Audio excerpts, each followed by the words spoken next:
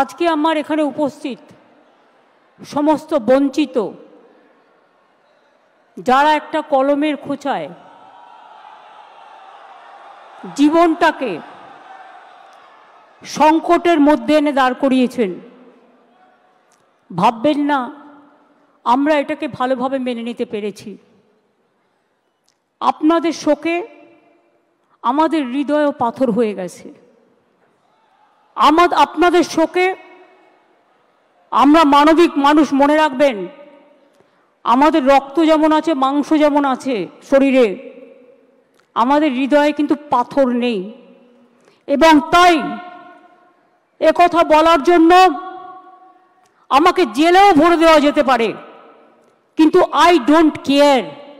আমি মনে করি মানুষ যখন বিপদে পড়ল, সে লাল কি সাদা কি হলুদ বা সবুজ আমার দেখার দরকার নেই।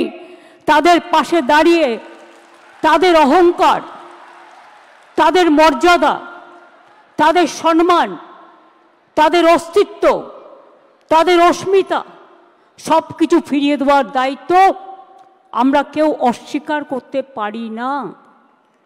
আমি আপনাদের বলবো, যারা যোগ্য, যারা বঞ্চিত হয়েছেন, আসুন আমরা দুটো ভাগে ভাগ করি।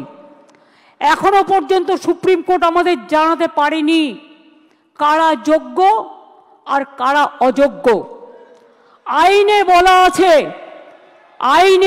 আছে 9,000 10,000 people can go scot free, but one innocent cannot be punished.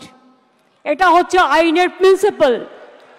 2022 থেকে খেলা শুরু করেছিল, একটা নোংরা খেলা। চাকরি দেওয়ার ক্ষমতা নেই, চাকরির কারার যাদের ক্ষমতা আছে তাদের আমি ধিক্কার জানাই। আপনাদের একটা জিনিস বুঝতে হবে, কোনটা মুখ আর কোনটা মুখোশ। কারা যাত্রাপালার মাধ্যমে আপনাদের ভুল বোঝাচ্ছে।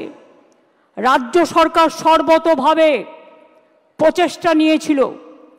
প্রথমে সিঙ্গেল বেঞ্চে, আমি যদি মিথ্যে কথা বলি আপনারা আমাকে ধরিয়ে দেবেন, কারণ আপনারা সকলে এর সঙ্গে অবগত আছেন। প্রথমে অভিজিৎ বাবুর বেঞ্চে, সিঙ্গেল বেঞ্চে একাদশ দ্বাদশ শ্রেণীর বাতিল করে দেওয়া হয় লিস্ট। তারপরে ডিভিশন বেঞ্চে অন্যান্যদেরটা সবটাই করা হয় এবং সিবিআইকে কেসটা দেওয়া হয়। আমরা সিবিআইকে নন কোঅপারেশন করিনি।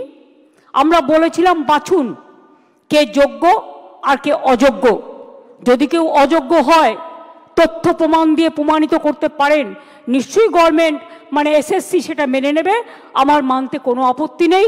কেউ যদি কোনো ভুল করে থাকে তার দায়িত্ব আমরা কেন নেব? আমরা চাই কোনো যোগ্য ব্যক্তির যেন চাকরি না যায়, এটা আমরা অলওয়েজ চাই।